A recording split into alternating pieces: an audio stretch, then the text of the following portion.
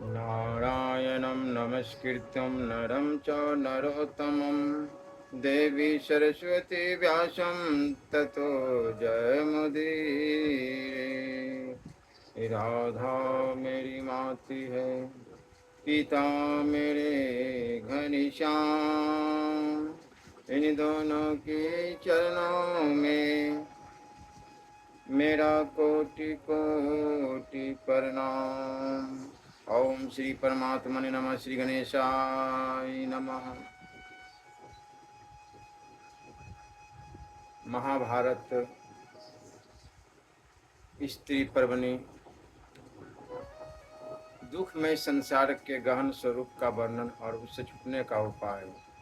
महाभारत अवश्य सुननी चाहिए। इसमें ज्ञान विज्ञान ऐसे से सवाल है, ऐसे से प्रश्न हैं जो हमारे जीवन को सफल बना देगी। इसलिए इसे ध्यानपूर्वक अवश्य सुननी चाहिए।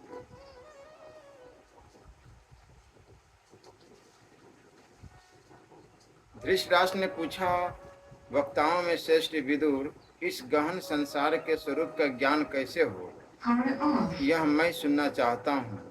मेरे प्रश्न के अनुसार तुम इस विषय का यथार्थ रूप से वर्णन करो। विदुर जी ने कहा, महाराज, जब गर्भाशय में वीर्य और रज का संयोग होता है, तभी से जीवों की गर्भ वृद्धि रूप सारी क्रिया शास्त्र के अनुसार देखी जाती है। आरंभ में जीव कलिल वीर्य और रज के संयोग के रूप में रहता है। फिर कुछ दिन बाद 5वां महीना बीतने पर वह चैतन्य रूप से प्रकट होकर पिंड में निवास करने लगता है। इसके बाद वह गर्भस्य पिंड सर्वांग पूर्ण हो जाता है। एक रात में रज और वीर्य मिलकर कलिल रूप होते हैं और 5 रात में बुद्बुद के आकार में परिणत हो जाते हैं इत्यादि शास्त्र वचनों के अनुसार गर्भ के बढ़ने आदि की सारी क्रियाएं ज्ञात होती है। इस समय उसे मांस और रुधिर से लिपे हुए अत्यंत अपवित्र गर्भाशय में रहना पड़ता है।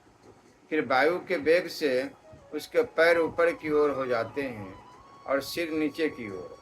इस स्थिति में योनि द्वार के समीप आ जाने से उसे बड़े दुख सहने पड़ते हैं। फिर पूर्व कर्मों से संयुक्त हुआ वह जीव योनि मार्ग से पीड़ित हो उसे छुटकारा पाकर बाहर आ जाता है और संसार में आकर अन्य प्रकार के उपद्रवों का सामना करता है। जैसे कुत्ते मांस की ओर झपटते हैं, उसी प्रकार बाल ग्रह उस शिशु के पीछे लग जाते हैं। तदंतर ज्यों-ज्यों समय बीतता जाता है, त्यों-त्यों ही अपने कर्मों से बंधे हुए उस जीव की जीवित अवस्था में नई नई व्याधियां प्राप्त होने लगती है। नरेश्वर, फिर आसक्ति के कारण जिनमें रस की प्रतीति होती है, उन विषयों से घिरे और इंद्रिय रूपी पाशों से बंधे हुए उस संसारी जीव को नाना प्रकार के संकट घेर लेते हैं। उनसे बंध जाने पर पुनः इसे कभी तृप्ति ही नहीं होती है। उस अवस्था में वह भले बुरे कर्म करता हुआ भी उनके विषय में कुछ समझ नहीं पाता। जो लोग भगवान के ध्यान में लगे रहते हैं या रहने वाले हैं, वही शास्त्र के अनुसार चलकर अपनी रक्षा कर पाते हैं। साधारण जीव तो अपने सामने आए हुए यमलोक को भी नहीं समझ पाता है।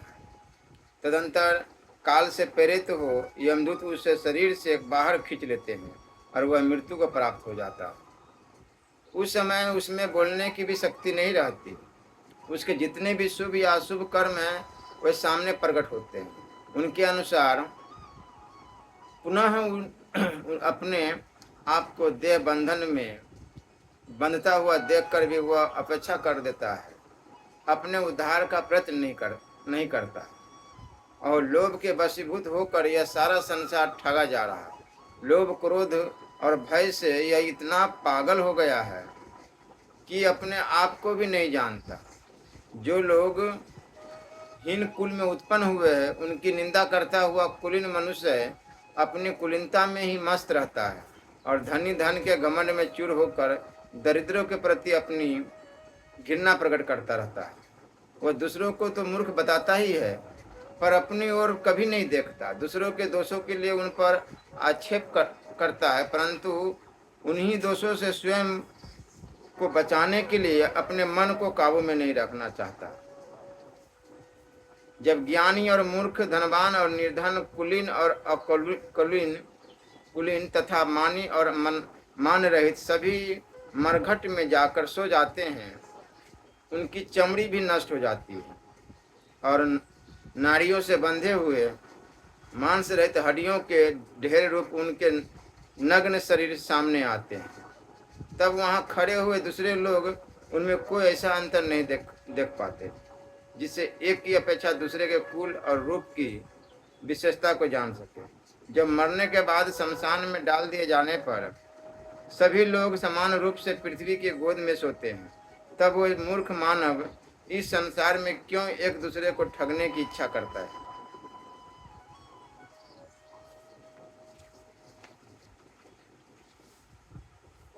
इस क्षण भंगुर जगत में जो पुरुष इस वेदोक्त उपदेश को साक्षात जानकर या किसी के द्वारा सुनकर जन्म से ही निरंतर धर्म का पालन करता है, वह परम गति को प्राप्त होता है।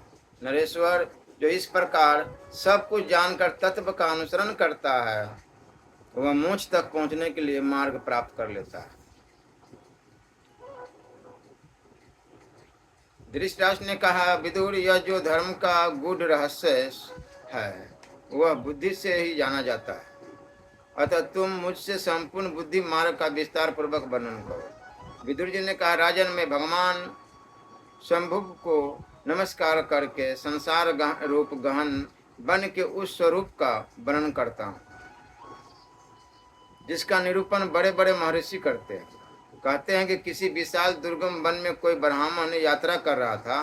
वह वन के अत्यंत दुर्गम प्रदेश में जा पहुंचा जो हिंसक जंतुओं से भरा हुआ था।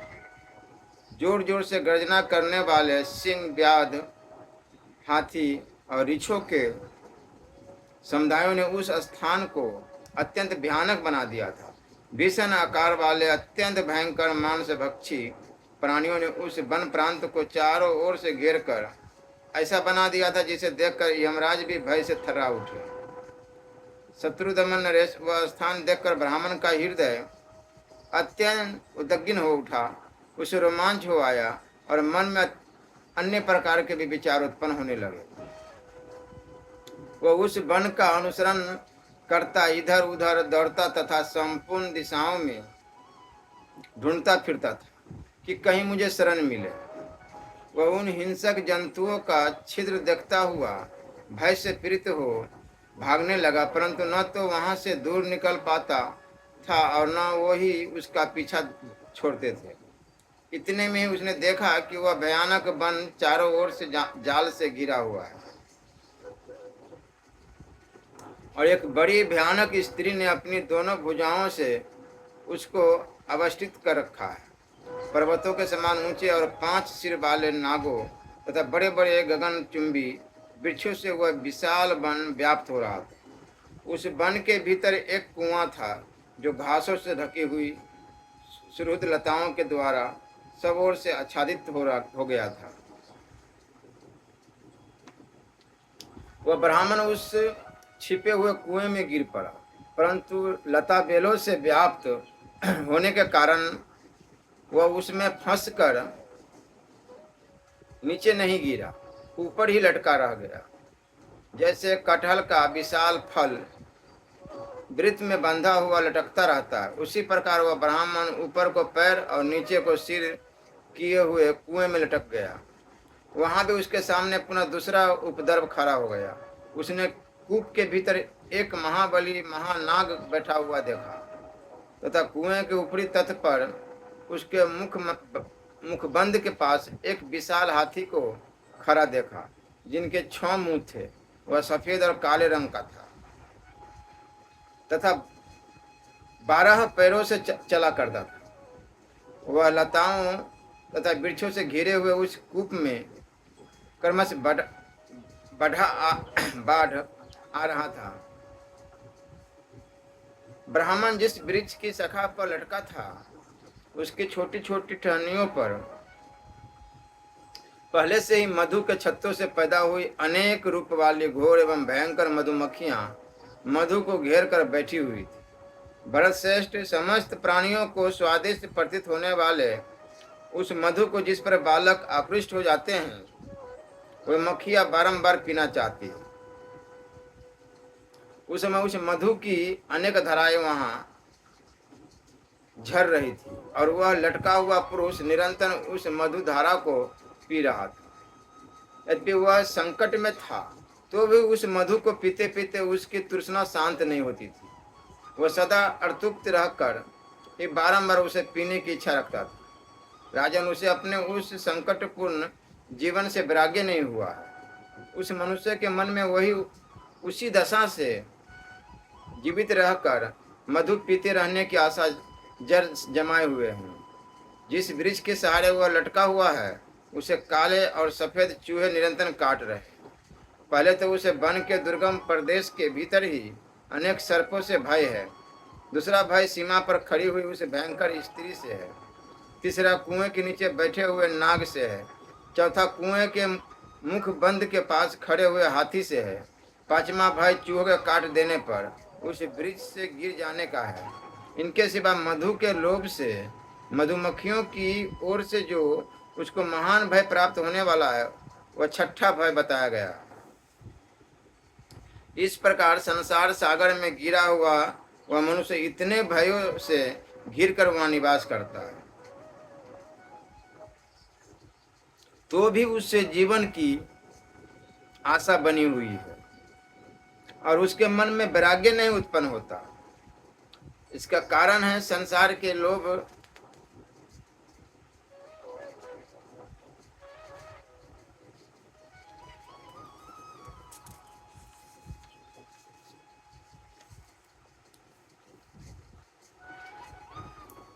धृतराष्ट्र बोले, वक्ताओं में से विदुर, यह तो बड़े आश्चर्य की बात है। उस ब्राह्मण को तो महान दुख प्राप्त हुआ था।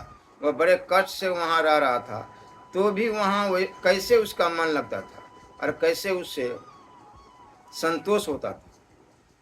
कहाँ है वह देश जहाँ बेचारा ब्राह्मण ऐसे धर्म संकट में रहता है। उस महान भय से उसका छुटकारा किस प्रकार हो सकता है, यह सब मुझे बताओ। फिर हम सब लोग उससे वहां से निकालने की पूरी चेष्टा करेंगे। उसके उद्धार के लिए मुझे बड़ी दया आ रही है। विदुर जी ने कहा, राजन, मोक्ष तत्व के विद्वानों का बताया गया यह एक दृष्टांत है, जिसे समझकर वैराग्य धारण करने से मनुष्य परलोक में पुण्य का फल पाता है। जिससे दुर्गम स्थान बताया गया है वह महासंसार ही है, और जो यह दुर्गम वन कहा गया है यह संसार का ही गहन स्वरूप है। जो सर्प कहे गए वह नाना प्रकार के रोग है। उस वन की सीमा पर जो विशाल काय नारी खड़ी थी, उसे विधान पुरुष रूप और कांति का विनाश करने वाले वृद्धावस्था बताते हैं।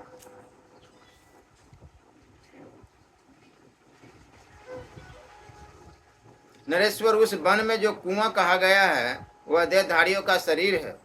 उसमें नीचे जो विशाल नाग रहता है वह काल ही है। वही संपूर्ण प्राणियों का अंत करने वाला और देहधारियों का सर्वस्व हर लेने वाला है। कुएं के मध्य भाग में जो लता उत्पन्न हुई बताई गई है, जिसको पकड़कर वह मनुष्य लटक रहा है, वह देहधारियों के जीवन की आशा ही है। राजन, जो कुएं के मुख बंद के समीप छह मुखों वाला हाथी उस वृक्ष की ओर बढ़ रहा है, उसे संवत्सर माना गया है। 6 ऋतुएं ही उनके 6 मुख हैं और 12 महीने ही 12 पैर बताए गए हैं। जो चूहे सदा उद्धत रहकर उस वृक्ष को काटते हैं, उस चूहे को विचारशील विधान प्राणियों के दिन और रात बताते हैं। और जो वहाँ मधुमक्खियाँ कही गई है वे सब कामनाएं हैं। जो बहुत सी धाराएं मधु के